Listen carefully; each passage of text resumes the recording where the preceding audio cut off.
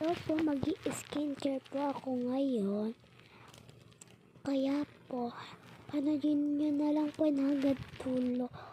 Tapos comment and share and subscribe.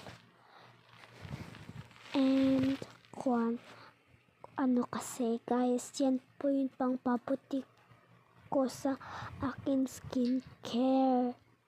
Bye bye po!